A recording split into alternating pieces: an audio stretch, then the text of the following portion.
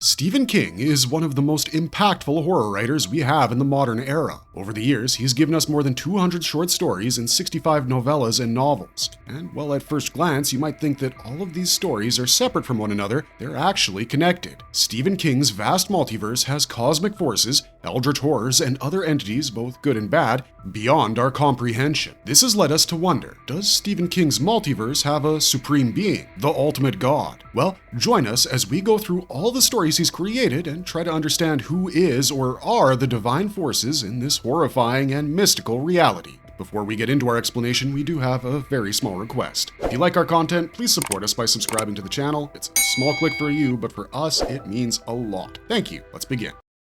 The birth of everything, the Prim and Gan. There's no denying that the Stephen King multiverse is an incredible tapestry of amazing stories. King himself has mentioned several times that he believes that all of his stories are connected. Now, this could mean one of two things. Either all the stories are part of the same universe, or each of these stories is from a different universe that is connected somewhere. Given the way the Dark Tower series has explained away the Stephen King universe, I believe the latter to be true. Then, the beginning of this world dates back to Prim and Gan, the two primordial entities that are beyond our human comprehension. In the books, we learn that the Prim existed before everything else, and then from Prim, Gan arose. So it would only be apt if we look at Prim first. Now, if we were to explain the Prim in simple terms, we would say he's the unshaped chaos from which everything comes to be. This is raw, uncontrolled, unbound chaos. The Prim comes before everything, and in a way, it's like unformed potential, an unstructured magic, if you will. If you enjoy mythologies, then you would know that there are these cosmic voids which exist, and out of these, everything we know and see around us came to be, much like the primordial waters of the Egyptian mythology or the Ginnungagap of Norse mythology. Since this is a chaotic sea of nothing and also everything, the Prim can be considered the home of many things. Every eldritch horror we've seen in the books and the ones we haven't seen, they're all birthed from the Prim. Now, don't think only bad things come out of the Prim. The great old ones, the ones who can be considered as the godlike beings of the Stephen King universe, came from the Prim. Then, these godlike beings, in turn, used their abilities and harnessed the limitless power of the Prim to create the first worlds, which we will eventually cover in the video. Now, you might be wondering how the Prim can create both the good and the bad, right? Well, the thing is, Prim is ever-changing. We've already described Prim to be chaotic, or rather chaos, and as you know, chaos doesn't have an order. It has no purpose, no methodology, or code of honor. So Prim is this unlimited well that can create anything and everything. This is a womb that keeps on giving, but there has to be someone controlling Prim and its creative abilities, right? Otherwise, there's no way life would have formed the way it did. The moment Prim created a universe, it would end up destroying it by chance, and we can't have that. Well, by chance, one day, out of Prim came the Gan. Gan is this supreme creative force. Think of Gan as the god of this universe. He controls everything. He tames the uncharted waters of the Prim, tames the untamed waves of the Prim, and he brings order upon the so-called unformed chaos that we've seen in the Prim. Now, in the Dark Tower, Gan is never explicitly called a god, but let's be real. We know a god when we see one. The way Gan has literally created universe after universe from scratch, showing off his architectural skills that are beyond our comprehension, definitely makes him the ultimate god in a way, doesn't it? Gan's power as the creator of the multiverse that we are enjoying in the Stephen King universe is definitely a powerful show of his abilities. However, that doesn't mean that Gan interferes with the way his multiverses work. He simply establishes the fundamental rules so that existence can carry on and then takes a much more passive role. He reminds me a lot of the Watcher from the Marvel Universe, to be honest. However, if we're to compare this mythology with all the other mythologies around the world with traditional gods, we see that Gan's passive role actually makes him rather different from typical gods that we've seen so far. In the Dark Tower series, it's heavily implied that Gan not only created the worlds that we see in Stephen King's novels, but he also created the real world that we belong in. We, the real Stephen King, everything is created by Gan. And the reason it makes sense is because in the Dark Tower Book 6, Song of Susanna, it's implied that Gan is the creative force that led to Stephen King writing the story about the gunslinger. If the author died, then the Stephen King universe and the gunslinger would disappear and no story would be created. This would prevent the gunslinger from completing his quest, and if he doesn't finish the quest, the Crimson King could have easily gotten the power to destroy the whole multiverse, which would have destroyed everything. Out of all the creations that Gan has made, we would say that his most important creation is the Dark Tower. Located in the midworld, this tower is more than just a tower. It's a stabilizing force, but also a living entity that is bound together with the fabric of existence that creates the entire multiverse. This tower is also the one that's holding the multiverses together to ensure that the universes don't end up in the abyss of the Prim and get destroyed. Now, you might be wondering why we need both Prim and Gan. Well, we need both of them because these two entities create this delicate balance that, in turn, supports creation. Equal amounts of chaos and equal amounts of order. Both have come together to create what is sustainable. Think about it this way. Gan is the potter who shapes the lump of clay, the Prim, into beautiful vases to be sold. Without Gan, Prim would be nothing but void, and without Prim, Gan would have nothing to create with. They're very much like yin and yang, aren't they? If you look at the way King has described the relationship between Prim and Gan, you would realize that he did not characterize them as two opposing forces. I mean, he could have. Prim is the chaos and Gan is the cosmos, but no, he didn't do that. Instead, he painted both of them in a much more neutral light, showing both of them as part of a cycle that's necessary for their growth. Gan is not something that conquered the Prim. Gan is born from the Prim, making him an extension of it, which allows him to manipulate it for the best outcomes to a degree. Now, over the years, the Dark Tower fandom has significantly grown, and what do you know? Fans have quite a few theories about that. A lot of fans believe that the Dark Tower is not just a physical structure, as revealed in the last book. It's actually more than that. Some fans think that it's Gan's consciousness, or at least a representation of it. According to this theory, all the realities that we see in the Stephen King universe are actually nothing but Gan's thoughts, which are inside the Dark Tower. If the tower were to be destroyed, Gan's thoughts would be destroyed, and in turn, all the universes that exist because of his mind would cease to exist. One particular fan theory that we enjoy quite a bit is that Gan is either the author himself or the Great American Novel. Let me start off with the Great American Novel theory, as it's a bit wacky. I think we can all agree that Roland is a knight who's on a quest, yes? But we know that Stephen King didn't create Roland. Roland was a character that Stephen King borrowed from Robert Browning's Child Roland to the Dark Tower came. Stephen King created a world from scratch that Roland could use for his quest, and in a way, he was able to create it because of all the literature he had consumed over the years. So, in a way, we could say that the Great American Novels inspired, controlled, and created the story of the Dark Tower. Some other fans believe that Gan may actually be Stephen King himself in the story. Now, of course, we know that Stephen King has placed himself quite literally in the Dark Tower series. However, fans have noted how the turtle rhyme, line by line, describes the way that Stephen King, as an author, would feel about his worlds and his stories. And since he's already said he believes all his stories are connected, we think it would make sense if he's quite literally Gan himself. Now, of course, this is just a theory, but it could very well be more than that. With the Dark Tower being a part of Gan, consciousness or physical aspect, whichever one you think of it as, it still doesn't answer whether or not all the gods we see littered throughout the Stephen King universe are actually extensions of Gan, or if they're created by Gan as well. With such a complicated relationship between the two, it would make total sense for Gan and Prim to always remain in balance. Or if the balance tips to one side, unfiltered chaos would sweep through, ruining everything that we know and love so far. Through the Dark Tower series, the centerpiece of his literary universe, Stephen King has detailed this cosmology that is extremely fragile. The existence of the universe as a whole is constantly being balanced by the Prim and Gan's inevitable balance. In a way, this balance is like the sheer force of will that is holding everything together, even if the entropy of the Prim is all too powerful for the universes to exist. Whether or not you consider Gan as a god is up to you. However, there's no denying that if Gan weren't around, we wouldn't have the world. We would simply have this huge chaos that's uncontrollable, unstoppable, and untamable. Now, who in their right mind would want that? The formation of the Macroverse and Todash space. We think the first hint that Stephen King has a multiverse is that all the characters from various books seem to make a cameo in his other books completely unprompted. Using all the books and characters that have been mentioned outside their books, you're able to chart the entire Stephen King multiverse, and what do you know, Dark Tower is quite literally in the center of that chart too. Roland has explained the entire multiverse using the Mohaine Desert as an example. In this vast desert, each grain of sand is like a world, except it's not a planet, it's a universe unto itself. And Stephen King's multiverse is the entire Mohaine Desert as a whole. Isn't that exciting? Well, you wonder whether Stephen King or Marvel did it first. Let us describe King's multiverse in detail. So, instead of using the term multiverse to describe Stephen King's written universe, the more apt term would be the Macroverse. This is the all-encompassing reality that has all the dimensions, all the universes, and all the existences in it. This idea is very similar to all the other cosmological theories we've seen in the mythologies. In a way, the Macroverse acts as the home of both the Prim and Gan. This is Stephen King's image of something godlike that can never be completely understood or explained in mortal terms.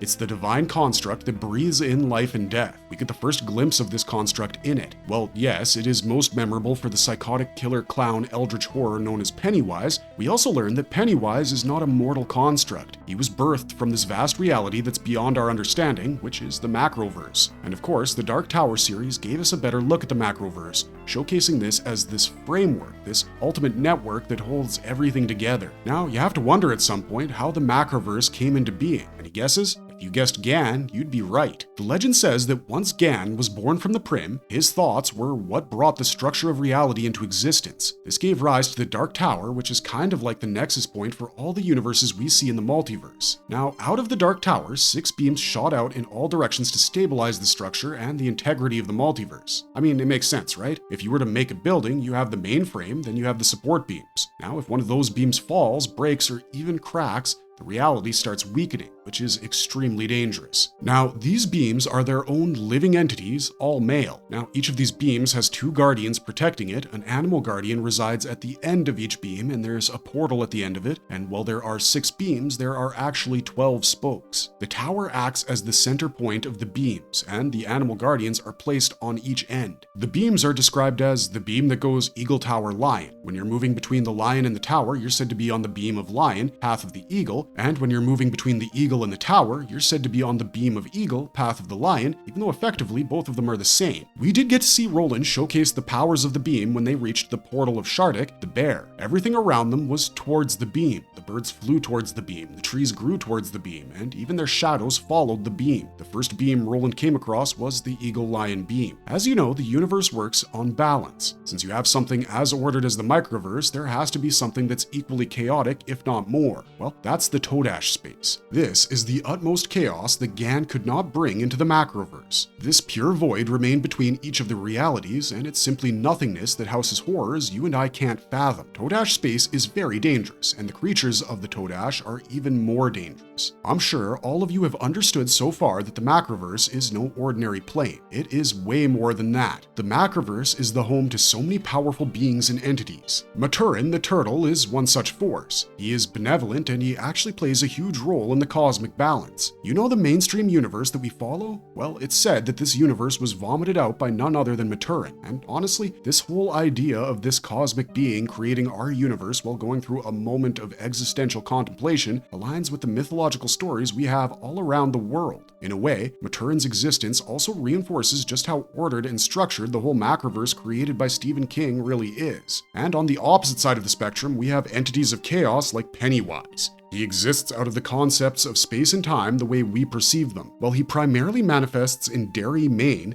the fact that he originates from something beyond our comprehension truly makes us wonder what else is out there hiding in the depths of the Macroverse. Could there be someone stronger, more dangerous lurking, waiting for the right moment to pounce? We don't know. Another important character we should mention while we're discussing the Macroverse is the Crimson King. He's the chaotic force that wants to dominate existence as a whole. His main goal is to destroy every beam that holds the Dark Tower stable, and with his attacks on the beams, we have the main issue of the Dark Tower series. He is the greatest threat to everything we know and love, and now it's on our heroes to figure out a way to save the day and stop the Crimson King from destroying everything. We'll come back to him later, don't worry. Now, with all of that being said, we have to talk about the heart of the Macroverse. What is it? What is the heart of the Macroverse? Is it the Dark Tower? Not exactly. It's actually the struggle between the white and the red. In the Macroverse, the white is the cosmic force that represents creation and order. It brings stability wherever it goes. It's the force that maintains the balance of the Macroverse, acting as the divine force that opposes destruction and chaos. In the Dark Tower series, the gunslinger, our Roland Deschain, is fighting on behalf of the white. Gan and Maturin are both associated with the white, acting as benevolent figures to aid the protagonists in their quest to save the world. And as you've guessed already, we have the red, the cosmic force representing destruction and chaos. In a scientific way, you could say that the red is entropy. It wants to undo the fabric of time, space, and existence, bringing an end to the world that we know and love. Decay and corruption, these are the things that the red embodies. Wherever the beam weakens, the red starts to thrive, with the Todash space slowly seeping in. The Crimson King is the herald of the red, seeking to destroy the beams and create chaos everywhere. Pennywise and Randall Flagg are inherently malevolent creatures, but we can say that it is the red that forces them to act in such destructive ways. There's no denying that the relationship between the Macroverse and Toadash space is rather intricate, which has understandably led to a lot of confusion amongst fans. Some fans believe that perhaps Prim is the Macroverse. Why? Because Prim is the chaos that's outside the multiverse. Not good or bad, just simply chaos. Now, Gan is the supreme being who can create structure. Thanks to Gan's structural outlook, he managed to create the multiverse because he wanted to create purpose or order. But Gan is obviously not the only creature. Pennywise is also a creature of the Prim. He's the type of creature that wants to consume and eat, whereas Gan wanted to create order and purpose. And then we have the Crimson King. He's turned into a corporeal by the Crimson Queen, and he hates it. He is a being of the Prim, so it's kind of in his blood to seek chaos. So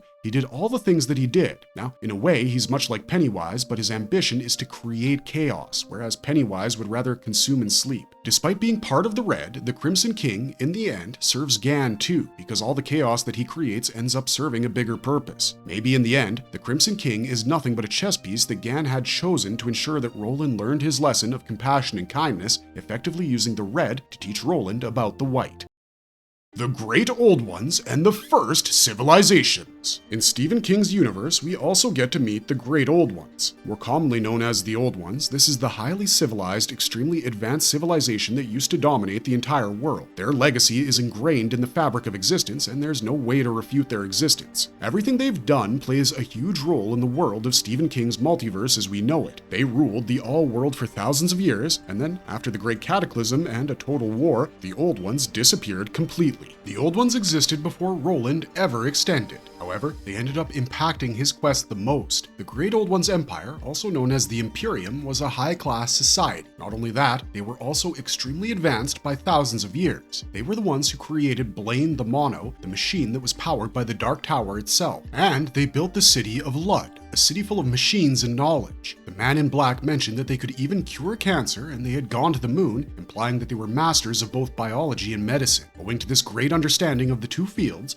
the Great Old Ones were kind of unstoppable. They also created the Guardians of the Beam to protect the beams. We have Maturin the Turtle, Jasconius the Fish, Shardik the Bear, Garuda the Eagle, Aslan the Lion, Rocinante the Horse, Babar the Elephant, Camazotz the Bat, Chuchundra the Rat for resilience and survival, Garm the Dog, Navius the Wolf, and Ausla the Hare. Now, as they started gaining so many things because of their knowledge, the Great Ones became fueled with greed. They started using their technological advances for destruction instead of the betterment of their future. They founded the great corporation known as North Central Positronics, which focused mainly on personal profit. This led to the world becoming extremely polluted as a byproduct of their endeavors. As a consequence of their greed, most of the Old Ones became sterile. This was something unexpected that they hadn't prepared for at all. So, with no ways in place to maintain the integrity of their knowledge and carry forward their species, the Great Old Ones and their knowledge disappeared with them, leaving everything in disrepair and ruin. It was found out that Merlin played a huge role in provoking this kind of attitude, convincing the Great Ones to create a fusion of both technology and magic. Now, thanks to North Central Positronics, the Great Old Ones were almost able to control the multiverse. In fact, the Great Old Ones wanted to replace the Dark Tower and its beams with technological versions of them, hoping to make things work better for the Great Old Ones. This was again something that Merlin instigated. You might be feeling awe at this race of people, and we wouldn't blame you at all, but they weren't without any woes. The Old Ones actually were able to access the multiverse using the Dark Tower, and using the doors that they had built, they could easily travel to any monumental event, and these events were advertised as entertainment, as Susanna noticed during her journey under the Fedic and Discordia. What were these events? Well, the assassination of Abraham Lincoln and the attacks on the World Trade Center in New York City made the list. Now, we know that time travel has its effect. Perhaps this is the reason why we can see the similarities between the All-World and Keystone World. North Central Positronics is present in both, and when Roland visited New York City, in his eyes, it looked like a younger and livelier version of the city of Lud. In a way, we could say that the Great Old Ones really wanted to play God. They had the power to change things, and they used it for their benefit without caring about the consequences of their actions. This led to the rise of several mutant species that we can see in the Mid-World. All of their technological advancements and all of their endeavors ended up creating the great chemical and nuclear catastrophes, which ended up eventually wiping them out. After the old ones were wiped out, there was a 1,000-year dark age in Midworld, with mutant species roaming around until Arthur Eld showed up. While the great old ones did have their downfall, the way that they've shaped the course of history in all world is irrefutable. Their technological artifacts, especially the Guardians of the Beam, play a huge role in maintaining the balance of the multiverse. But the way they misused their creation has also caused instability in the beams and made the Dark Tower, in turn, vulnerable. The ruins of this civilization are a reminder of both their grandeur and their failures. The city of Lud is still powered by the ancient generators that the great old ones created, even though they're long gone. The war machines that the great ones created lay around somewhere all across the landscape. Some are still functioning, while others are simply rusting away. The experiments of the great old ones with the Todash space is the stuff of wonders, but it's also a looming threat because the rifts end up opening up out of nowhere without any pattern or order in their openings that would render them predictable. This has allowed several monsters to simply slip into the world from the void, which isn't good. Could it be that the great old ones aren't just an advanced civilization? Could there be more to them? Could it be that they're related in one way or another to some other entities that are bigger than the multiverse itself? Maybe they could interact with the Prim, which would explain how they could harness energy the way they did. Or maybe it was their greed and curiosity that led to their demise because they started wielding their powers in a way Gan never intended for them to. In a way, we think the great old ones serve as a cautionary tale. They are the prime example of what happens when you wield your power without understanding the consequences of your actions. While they are long gone, the consequences of their actions haunt people who are practically innocent centuries later. While the Dark Tower series shows us the journey of Roland Deschain and his fight against the Crimson King in the hopes of saving the multiverse, could we maybe say that the weakening of the beams began decades before the Crimson King? Could it be that the beams started to weaken when the great old ones used their curiosity so chaotically? After all, the fight between the white and the red continues, even when we don't see it, and there's no guarantee that the great old ones did not behave the way they did because of the red. Their echoes, their whispers, their triumphs, everything remains all around the world of Stephen King's universe, even if they themselves don't remain, reminding the people of their world and ours what happens when you use power without holding yourself responsible for it.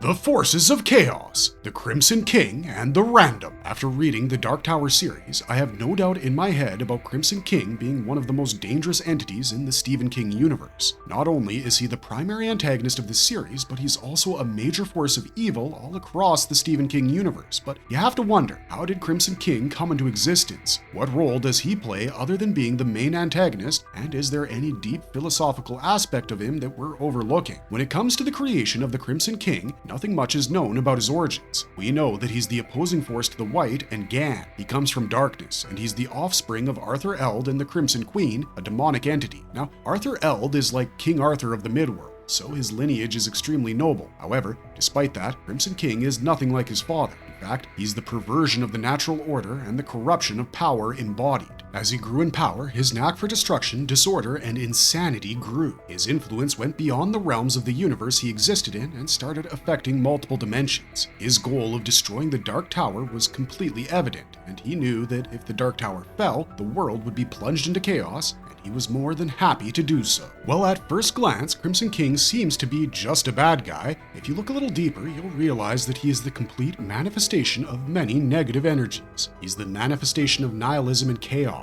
He wants the complete unraveling of reality. He doesn't want the world to be his slave, he wants the world to cease existing. That's a completely different kind of villainy. He doesn't want conquest, he wants dissolution and annihilation, which wipes away order completely. There's no doubt that Crimson King is insane. He's not another evil mastermind, he's simply fragmented. His mind is unpredictable, and he's deeply deranged. Perhaps that's why he's so closely related with Random, which thrives on disorder and unpredictability. Crimson King's madness is what brings the chaos to fruition. He's not just a manipulator, he's a force of destruction. His depiction, with red eyes and a haunting grin, is brimming with both madness and a malevolent nature. The sigil of the Crimson King is the red eye. His symbol implies that he's always watching, always waiting, ready to strike. While the Crimson King is trapped in the uppermost reaches of the Dark Tower, his influence affects the entire Midworld and beyond. If you wanted to understand the role of the Crimson King in Stephen King's multiverse, you would have to understand the cosmic forces present in King's universe known as the Purpose and Random. These two forces control fate. Now, Purpose, as you guys can understand from the name, is the force of stability, order, and destiny. It guides reality in following a structured path. The White, Gan and the forces that are there to protect the Dark Tower all are associated with the purpose. On the other hand, we have the random, like Prim. This is the embodiment of destruction. It revels in disorder, and the Crimson King is the most powerful agent of the random. However, despite his great powers, Crimson King is ultimately trapped in the Dark Tower. He's a prisoner of his own ambition. He wants to break free from the tower, but the fact that he's in prison goes to show that the powers of the White are still reigning supreme over him. I have explained that the purpose is a force to be reckoned with, and in a way it is. It is, after all, the will of Gan. The purpose is the force that ensures that the Dark Tower still stands tall and the beams are all protected. Roland Deschain serves the purpose, but does not completely understand it. That's because it's not important for Roland to understand the reason. His journey isn't just a personal one, it's something that would preserve reality itself. Everything he does, even the smallest things, all keep the battle between random and purpose going. Purpose may be a benevolent force, however, it doesn't offer answers or guarantee victory. It's just a force that ensures that there is some meaning in the way things work, in the way we exist. People don't follow the purpose in the hopes of a reward, they do so because they have a sense of duty, and that's exactly what Roland is doing. At first glance, the fight between purpose and random might seem like a battle between good and evil, but it's not. It's more like the struggle between chaos and order, something that rules the entire Stephen King multiverse. This is what makes the multiverse a bit different from all the other multiverses we've seen over the years. The Crimson King and his relationship with the random also showcases the struggle between meaning and nihilism. The purpose as a force implies that there is a meaning behind life, and that there is a structure to reality. Everything that's meant to happen will happen because of rules and regulations that perhaps we don't understand. Random, on the other hand, implies that existence has no meaning and everything in this world is happening by chance, just like everything will eventually end in nothingness. Crimson King's quest is to destroy the tower, which is a super roundabout way of proving that nothing in this world matters. If the tower is destroyed, then there will be no order, which would imply that structure and order are just an illusion. His madness, too, happens to be a manifestation of this belief. The reality would eventually be destroyed, and Crimson King sees that as an inevitability and embraces it completely. Roland's journey against the Crimson King is not just a fight of random versus purpose, but also his fight against the nihilistic viewpoint of chaos always winning. Even though the odds are overwhelmingly stacked against one another, they continue to fight against each other, not to taste the victory, but to ensure that the cycle keeps running, for that is the way to ensure everything keeps moving. Formation of Midworld and other realities. Midworld in Stephen King's Dark Tower series happens to be the central realm. This is where the line between advanced technology, magic, ancient civilization, and everything else blurs together. The history of the Old Ones played a huge role in the formation of Midworld because it was their technological prowess that led to the catastrophes and the marvels that shaped Midworld. They created cities like Lud and monorail like Blaine, but they also ended up succumbing to their own hubris. Because of their lack of accountability, wars ravaged the world, and the machines turned against their creators. This is what changed Midworld from a prosperous place to the ruins we know it as. It's hard to understand the timeline of the downfall, but we can tell that they thrived for thousands of years before ending up decaying. The Guardians of the Beams, created to destabilize reality, are both a reminder of the Old Ones and their powers, and also as a relic of how long the world has existed. After the Old Ones fell, the Midworld changed completely. Eventually, a sort of feudal era arose, and that was when Arthur Eld rose up amongst the crowd, bringing order to this chaotic world and establishing a new civilization. Now, before we delve more into Arthur Eld, let's first look at the multiverse itself. We know that in the middle of the multiverse, we have the Dark Tower acting as the nexus. Then, all the other realities, infinite in number, are layered on top of each other with their own characteristics. Keystone Earth is the universe that readers would identify the most with. This is what we call the real world, very much like the Earth 616 of the Marvel Universe. In this world, time flows linearly and death is permanent. This is where we see Stephen King as a trippy character who also acts as the foundation of significance. In this world, the Dark Tower is symbolized by the rose growing in the vacant lot of New York City. Other than this, there are several alternate Earths and parallel universes. These are all connected by the Dark Tower. Some of them look like the Keystone Earth, while others have no resemblance to it at all. The parallel world to Jack Sawyer's world, known as the Territories, will also fall under this. Same for the alternate version of Topeka, the Null, the Booyah Moon, the universes we see on Wesley Smith's Link Pink, as well as the two separate universes that are linked together by the entity known as TAC. Lastly, we have the Midworld and the All-World. Midworld might seem like a strange reality, but it's actually a part of the All-World. And this all-world is what is interconnected by the different dimensions ruled over by the Crimson King and White. All-world is what facilitates dimensional travel, but it's at a weakened state due to the weakening of the beams. If we had to put the entire formation of Midworld in a timeline, it would be difficult, as the timeline in Midworld is always shifting and warping owing to the Dark Tower's instability. However, if we were to make a rough outline, the first event would be the Age of Prim. This is when everything began, with Prim being the Sea of Creation and Gan, the godlike creator, first established the Order. Then we have the Age of the Old Ones, where, following the Prim, the advanced civilization managed to reach great heights. However, as we all know, what goes up must come down. And eventually, we get the fall of the Old Ones, which left all of Midworld in a post-apocalyptic state. Around 1,000 years later, we have Arthur Eld rising from the ashes to establish order. His bloodline is related to Roland Deschain. Then, Roland himself witnessed the fall of Gilead, which left the number of gunslingers dwindling. Then we have Roland's quest, the journey that we follow in the books. Thanks to the Dark Tower, we repeatedly see various characters from Stephen King's books show up in Midworld, having their own little roles to fulfill. We saw Father Callahan from Salem's Lot have his own little story in the Dark Tower mythos. While Midworld might act like an arena, we would say that Keystone Earth acts like a fixed point. This is the most real version of the reality, and in a way, if the Keystone Earth stopped existing, the whole multiverse would kind of unravel on itself, which is something we don't want. Now let's get back to Arthur. Arthur Eld, as I mentioned, is much like the King Arthur of our world. He was the High King of all world after he got Excalibur from the Kashaman Pyramid. As the High King, he swore himself to the Dark Tower and the White. His crown had 13 jewels which mirrored the marks on the Dark Tower's central window, signifying the deep tie he shared with the tower. His reign is what began the establishment of gunslingers. They are an order dedicated specifically to upholding justice and protecting the beam. His lineage, known as the Line of Eld, is extremely significant, and his lore carries on with Roland Deschain following in his footsteps. In a way, these gunslingers seem a lot like the knights, don't they? They have the right blend of both chivalry and pragmatism. Legend suggested that because of his connection with the tower, anyone with Arthur's bloodline would gain access to the tower. This makes it rather interesting because, as we would find out, the Crimson King as well happens to be related to Arthur. The cycle of creation and destruction. Roland Deschain's journey is more than just a quest. It also has a cycle of creation and destruction. His entire journey has so much loss and sacrifice connected to it. Every step he takes towards the tower, the monolithic structure that binds the entire existence as a whole, challenges his resolve and humanity. I mean, this man literally sacrificed a young boy to reach the Dark Tower. After so many hardships, when Roland finally reaches the Dark Tower, we find out that his entire journey is cyclical. It will never stop because his quest is an endless loop. The struggle between creation and destruction that we see Roland go through the entire journey until the Dark Tower is never going to end. Roland doesn't remember his past journeys, which implies that Roland will eventually be enlightened after each trip, or that Roland is trapped in a cycle like Sisyphus, unable to stop rolling the rock back up that mountain. In a way, it showcases the typical headspace that a lot of people have. A lot of us don't learn things the easy way. We keep making the same mistakes over and over again until we eventually reflect on our behavior and realize our destructive patterns. Only then can we embrace the change we want, allowing us to create healthier habits and patterns.